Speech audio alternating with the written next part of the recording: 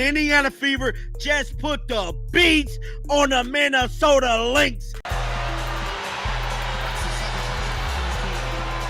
And what you don't want is for people to get hurt. It's one thing to let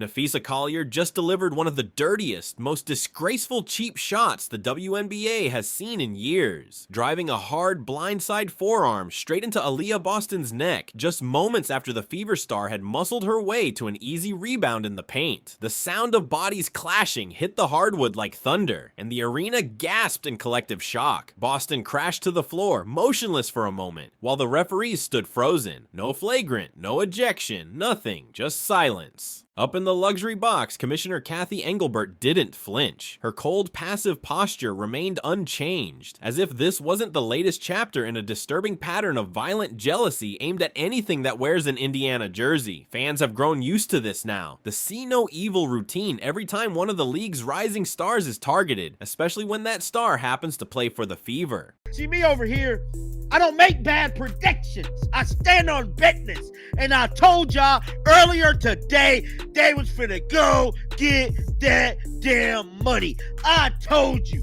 Oh, I told you. See, over here, we keep it real, bro. I've never in my life went against it. But if Collier's low blow was the ugliest moment of the night, what came next was poetic justice, because the scoreboard told a different story, one written not in forearms and fouls, but in grit, heart, and undeniable dominance. Let's rewind to all the pundits who said Indiana was nothing without Caitlin Clark. ESPN had already prepped the post-game obituary, complete with lower thirds and slow-motion B-roll, ready to declare Minnesota the inevitable champions. But the Fever stormed into St. Paul and turned the Commissioner's Cup into their own personal trophy presentation, winning 74-59, while Clark, sidelined with a groin strain, orchestrated the team like an assistant coach in designer sneakers. The Indiana Fever have in fact won. They've won a game against a team above 500 without Caitlin Clark. For the first time since June the 19th, 2022. They have won a game without Caitlin Clark. They've won one without Caitlin Clark, which is crazy. And if you guys think this is crazy, subscribe. We are trying to hit 52.2 thousand subscribers by the end of the day, and we're 46 off. If you guys think this is great. And also, lads, ESPN, I'm not joking when I say this. ESPN announced that the Indiana Fever had lost this game. ESPN, this is their actual YouTube, this is a screenshot from myself, posted, full reaction, Lynx dominate Fever to win the Commissioner's Cup. That is what ESPN were saying, but none of it matters. Why? Because the scoreboard says otherwise. The scoreboard. And why did it work? Because $500,000 has a way of sharpening your focus. Because this wasn't about revenge. It was about making a statement so loud it drowned out every doubter in the league. Natasha Howard turned into a walking double-double machine, dropping 16 points, snagging 12 boards, dishing out 4 assists, and bullying Collier so relentlessly that the Lynx star had to resort to fading mid-range jumpers she couldn't hit in an empty gym. This team, as a commentator, as an analyst, I would never put money against the Fever. Because you want to know why? Because they got a built basketball team.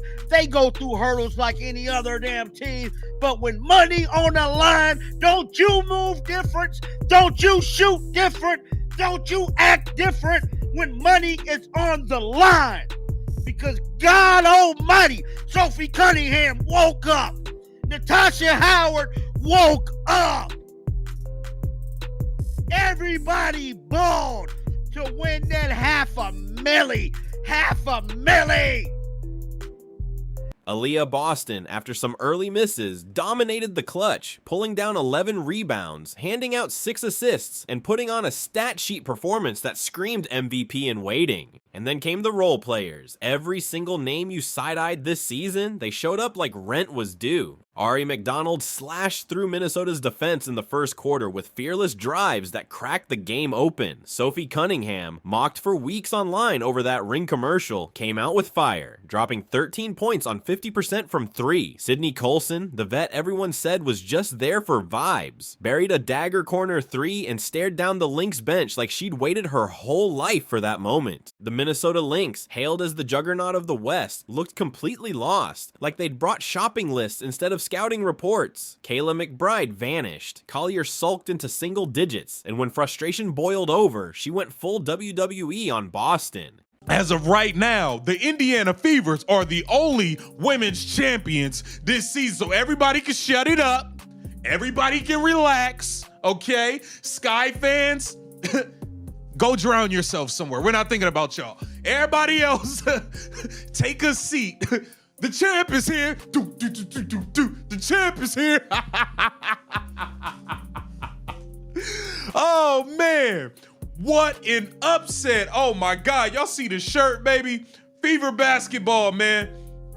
What an upset. I got to give major props. Not to you, Stephanie White. Don't get beside yourself, Stephanie White.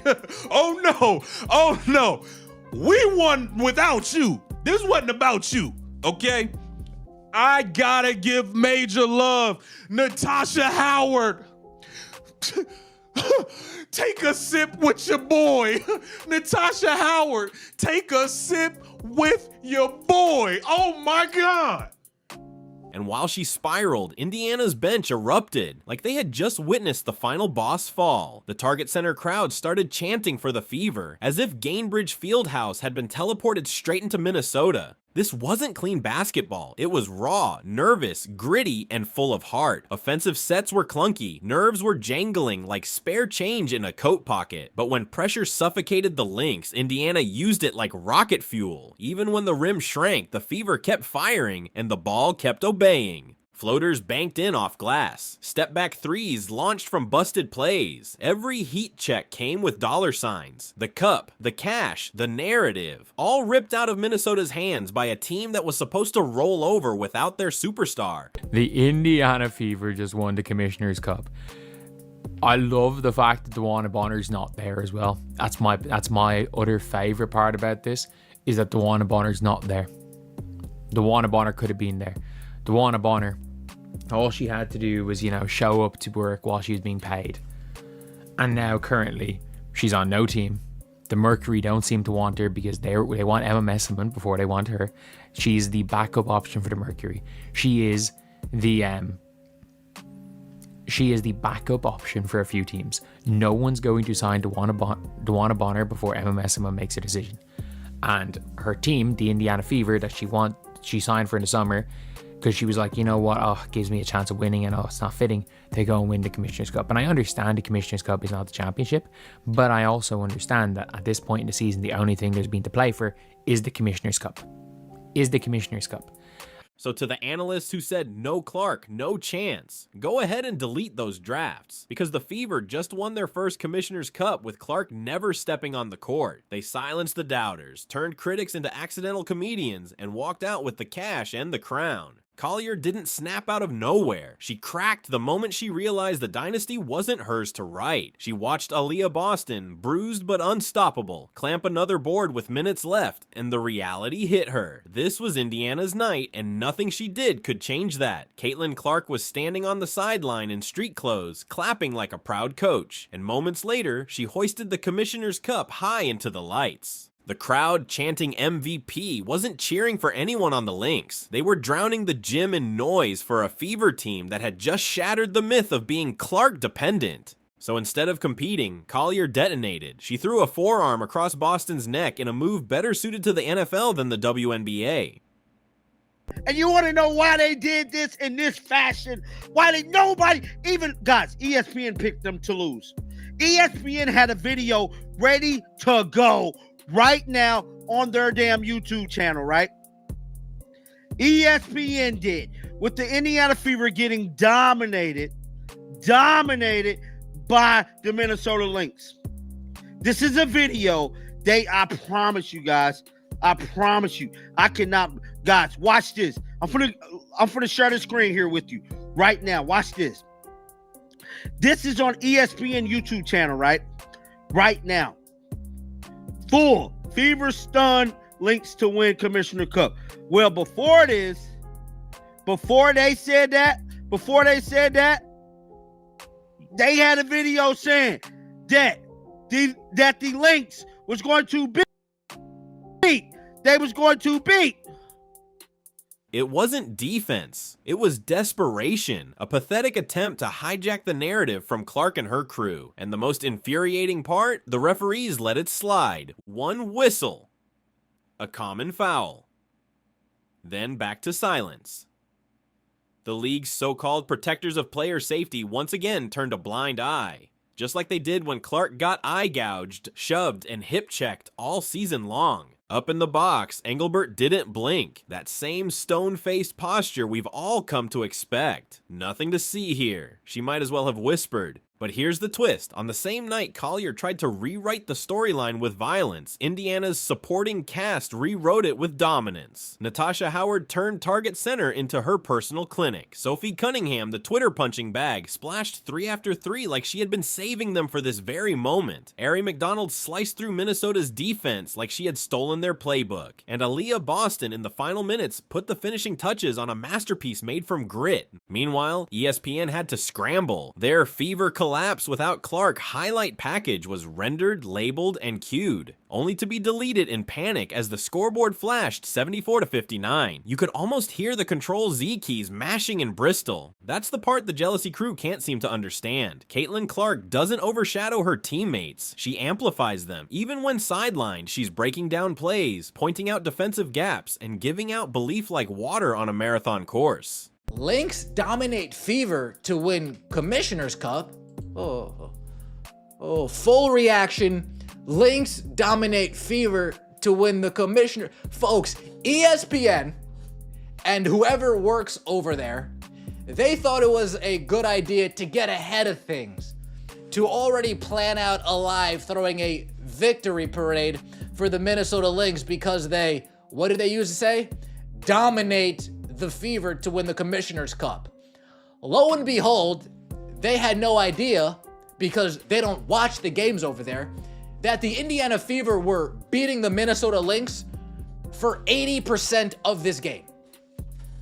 So I'm not sure at what point they thought this would be a good idea to roll this out, but the Indiana Fever go up 9-6 early in the first quarter. The Minnesota Lynx go on a 12-0 run.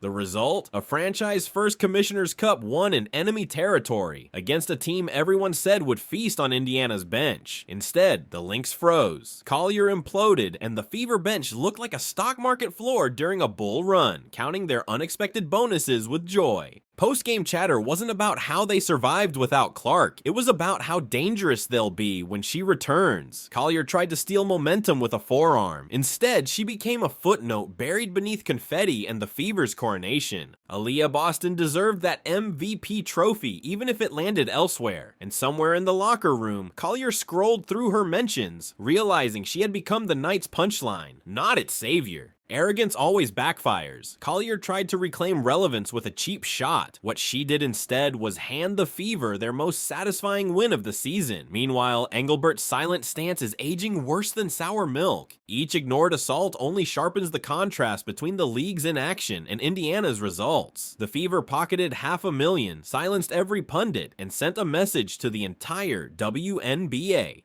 Even without Caitlin Clark, these baby goats are collecting hardware, not headlines. But imagine what comes next. When Clark returns, the league's box office queen pulling up from 30 feet, Natasha Howard still buzzing from this victory, and Sophie Cunningham walking with the confidence of a flamethrower. The Fever aren't just a feel-good story anymore. They're a playoff inevitability. Collier's suspension, temporary or not, will fade. But that image of Indiana raising silver on her turf will play forever. So let the jealous elbows fly.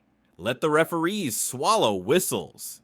Let the league tiptoe around the word bias. The Fever just proved they thrive in chaos, cash the check, and keep every receipt. If the rest of the WNBA refuses to adjust, fine. But don't act surprised when the next banner says WNBA champions, and the confetti falls crimson and gold once again. Remember this night because the Indiana dynasty, it just started.